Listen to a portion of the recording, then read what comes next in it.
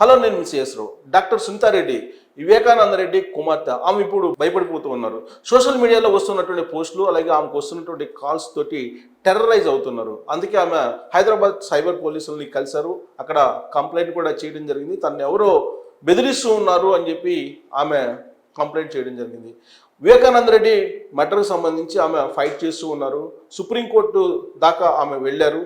ఆ నేపథ్యంలో ఆమెకు బెదిరింపు కాల్ చూస్తున్నాం. ఇప్పుడు అదే మనం బ్రేకింగ్ న్యూస్గా కూడా చూస్తున్నాం. సో బ్రేకింగ్ న్యూస్ చూస్తున్నాం. వైఎస్ సునీత ఫిర్యాదు అందిందని చెప్పి సైబర్ క్రైమ్ డీసీపీ శిల్పవల్లి చెప్తూ ఉన్నారు. హైదరాబాద్ సైబర్ క్రైమ్లో వైఎస్ సునీత ఫిర్యాదు చేశారు. ప్రాణహాని ఉందని వైఎస్ సునీత కంప్లైంట్ చేశారు హైదరాబాద్ పోలీసులకి.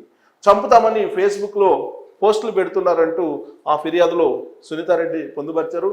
బెదిరింపు పోస్టులకు ఇచ్చి ఆమె కంప్లైంట్ చేశారు. లేపేస్తామని అర్థం వచ్చేలా పోస్టులు ఉన్నాయంటూ సునీత ఆ కంప్లైంట్లో చెప్పడం జరిగింది. బాధ్యులపైన కఠిన చర్యలు తీసుకోవాలని చెప్పి రాతపూర్వకంగా కంప్లైంట్ చేశారు. వైఎస్ సునీత ఫిర్యాదు మేరకు ఇప్పుడు పోలీసులు ఇన్వెస్టిగేషన్ చేస్తూ ఉన్నారు. హైదరాబాద్ సైబర్ క్రైమ్లో ఆమె కంప్లైంట్ చేశారు. సో దీంతో ఇప్పుడు ఒక్కసారిగా అటు ఆంధ్రప్రదేశ్ రాజకీయాల్లో కూడా ఈ కంప్లైంట్ ఇప్పుడు సంచలనం రేకెత్తిస్తూ ఉంది. రాబోయేటువంటి ఎన్నికల నేపథ్యంలో ఇటీవల కాలంలోనే అక్కడ భేటీ కావడం జరిగింది. కడప జిల్లాలో ఉండేటువంటి ఇడుపులపాయలో అటు షర్మిల అలాగే ఇటు డాక్టర్ సునీతారెడ్డి ఇద్దరు కూడా ఏకాంతంగా మాట్లాడుకున్నారు. ఆ తర్వాత రాజకీయ పరిణామాలు మారుతూ వస్తూ ఉన్నాయి. ఇప్పుడు తాజాగా కడప ఎంపీగా సునీతారెడ్డి వాళ్ళ మదర్ అలాగే వైఎస్ వివేకానంద రెడ్డి వైఫ్ అక్కడ కడప ఎంపీగా నుంచున్నటువంటి అవకాశం ఉందని చెప్పి ప్రచారం జరుగుతున్నటువంటి నేపథ్యంలో ఇప్పుడు సునీతారెడ్డికే బెదిరింపు కాల్స్ అలాగే బెదిరింపు పోస్టులతోటి సోషల్ మీడియా వేదికగా చేసుకొని కొంతమంది లేపేస్తామంటూ వార్నింగ్లు ఇస్తున్నటువంటి పరిస్థితి. ఇప్పుడు సౌభాగ్యమ్మ కడప ఎంపీగా పోటీ చేసిన అవకాశం ఉంది కాంగ్రెస్ పార్టీ తరఫు నుంచి, లేదా తెలుగుదేశం పార్టీ నుంచి అని చెప్పి వినిపిస్తూ ఉంది. ఈ నేపథ్యంలోనే ఇప్పుడు రాజకీయ పరిణామాలన్నీ మారిపోతూ ఉన్నాయి.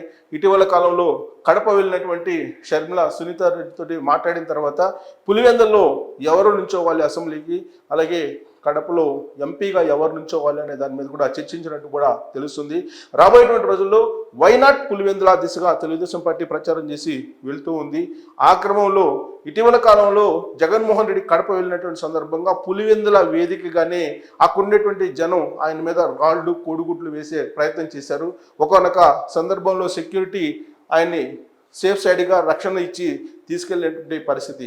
అంతేకాదు అక్కడ నిలదీస్తున్నటువంటి పరిస్థితి కూడా కనిపిస్తుంది. అందుకే ఎంపీ అవినాష్ రెడ్డి ఇటీవల కాలంలో మండల్ లీడర్స్ని, గ్రామస్థాయి లీడర్ని, వార్డు కౌన్సిలర్ని కానీ వార్డు మెంబర్స్ని కానీ పిలిపించుకొని ఎవరెవరు తాహతకు తగ్గట్టుగా 50,000 నుంచి 50 లక్షల వరకు కూడా ఆఫర్ చేసినట్టు కూడా తెలుస్తుంది.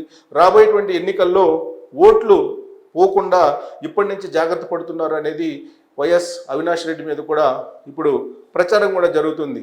అసలు వివేకానంద రెడ్డి మర్డర్ తర్వాత జరుగుతున్నటువంటి పరిణామాలను మనం చూస్తున్నాం. సిబిఐకి అప్పచెప్పారు. సిబిఐ కూడా ఆ కేసుకు సంబంధించి ఫైనలైజ్ చేయలేకపోతుంది. సుప్రీంకోర్టు ఇన్వాల్వ్ అయింది. సుప్రీంకోర్టు కూడా ఒక ప్రత్యేకమైనటువంటి దర్యాప్తు సంస్థను ఏర్పాటు చేసి ఒక డెడ్ లైన్ పెట్టింది. ఆ డెడ్ లైన్ లోపల వివేకానంద రెడ్డి మర్డర్ కేసును ఛేదించలేనటువంటి పరిస్థితుల్లో సిబిఐ టీం ఉంది. దానికి గల ప్రధానమైనటువంటి కారణం ఆంధ్రప్రదేశ్లో వైఎస్ఆర్ కాంగ్రెస్ పార్టీ అధికారంలోకి ఉండడమే అనేది వినిపిస్తుంది. దానికి కారణం ప్రధానమైనటువంటి నిందితుడు వైఎస్ అవినాష్ రెడ్డి.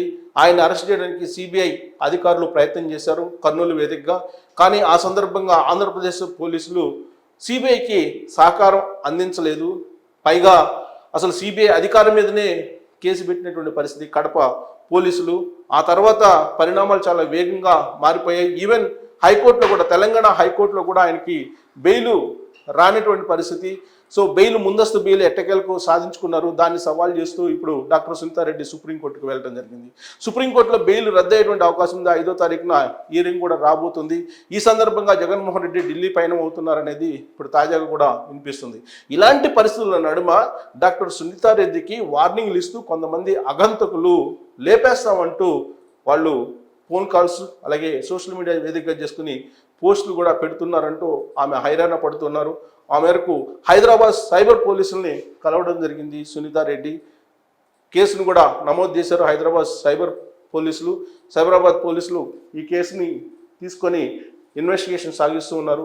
అగంతకులు ఎవరో తెలుసుకునేటువంటి ప్రయత్నం కూడా చేస్తున్నారు. ఇప్పుడు కొన్ని బృందాలను కూడా ఏర్పాటు చేసింది హైదరాబాద్ పోలీసులు. సో లేపేస్తామంటూ డాక్టర్ సునీతారెడ్డికి వార్నింగ్లు ఇవ్వడాన్ని చాలా సీరియస్గా కూడా హైదరాబాద్ పోలీస్ తీసుకుంది. కానీ ఇది రాజకీయ నేపథ్యం, రాజకీయాలతో ముడిపడినటువంటి కేసుగా తొలి నుంచి కూడా ఉంది. రాబోయేటువంటి అసెంబ్లీ ఎన్నికల్లో ఈ మర్డర్ కేసు చాలా కీలకంగా ఒక టర్న్ తీసుకునే అవకాశం కూడా ఉంది. ఈ కేసుకు సంబంధించినటువంటి పూర్వపరాలన్నీ కూడా మొత్తం రాజకీయ నేపథ్యంలో బయటకు వచ్చేటువంటి అవకాశం ఉంది. రాజకీయ అస్త్రంగా కూడా అటు వైఎస్ఆర్ కాంగ్రెస్ పార్టీ, ఇటు తెలుగుదేశం పార్టీ, అలాగే కాంగ్రెస్ పార్టీ దీన్ని ఉపయోగించుకున్నటువంటి అవకాశం ఉంది. ఇప్పటికే షర్మిల కడప వెళ్ళినటువంటి సందర్భంగా బాబాయ్ మర్డర్ కేసు గురించి ప్రస్తావించారు. ఇది ప్యూర్గా పొలిటికల్ మర్డర్ అని గతంలోనే ఒక స్టేట్మెంట్ కూడా ఇవ్వడం జరిగింది. సిబిఐకి కూడా ఆమె చెప్పడం జరిగింది పొలిటికల్ మర్డర్ అని.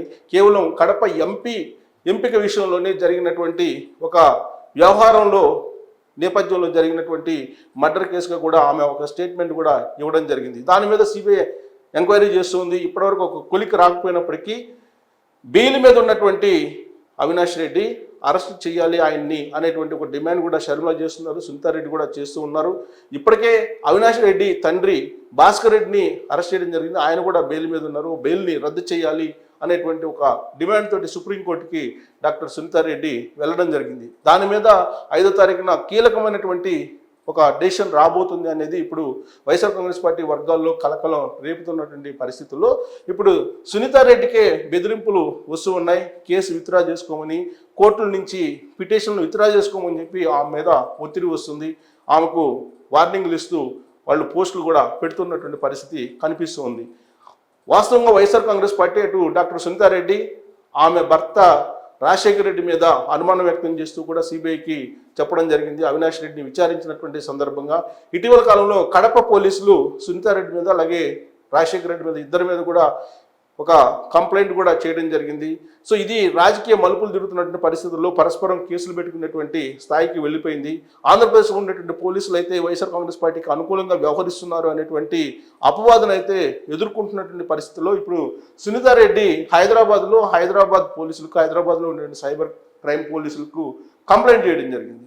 సో ఆ కంప్లైంట్ బేస్ చేసుకొని ఇప్పుడు హైదరాబాద్ పోలీసుల రంగంలో దిగారు. సో అగంతకులు ఆంధ్రప్రదేశ్ నుంచి వార్నింగ్ ఇస్తున్నారా, లేదా తెలంగాణ పరిధిలో ఉండేటువంటి అగంతకులైనా, లేదంటే ఇతర దేశాల నుంచి ఆమెకు వార్నింగ్లు ఇస్తున్నారా అనేది కనుగొనేటువంటి ఇన్వెస్టిగేషన్ ఇప్పుడు హైదరాబాద్ పోలీసులు చేస్తున్నటువంటి పరిస్థితిలో రాబోయేటువంటి రోజుల్లో హైదరాబాద్ పోలీసులు డాక్టర్ సునీతారెడ్డిని బెదిరించింది ఎవరు, అగంతకులు ఎవరు, ఎవరెవరు ఫోన్ కాల్స్ చేశారు, ఎవరెవరు పోస్టులు పెడుతూ ఉన్నారు, లేపేస్తామంటూ వాళ్ళు చేసినటువంటి వార్నింగ్ని హత్యాయత్నం కింద భావించేటువంటి అవకాశం కూడా ఉంది పోలీసులు. ఆ కోణం నుంచి ఇన్వెస్టిగేషన్ చేస్తున్నటువంటి క్రమంలో ఇప్పుడు సునీతారెడ్డికి బెదిరింపులు పాల్పడినటువంటి వాళ్ళు ఎవరు అనేది ఆసక్తికరమైన అంశం.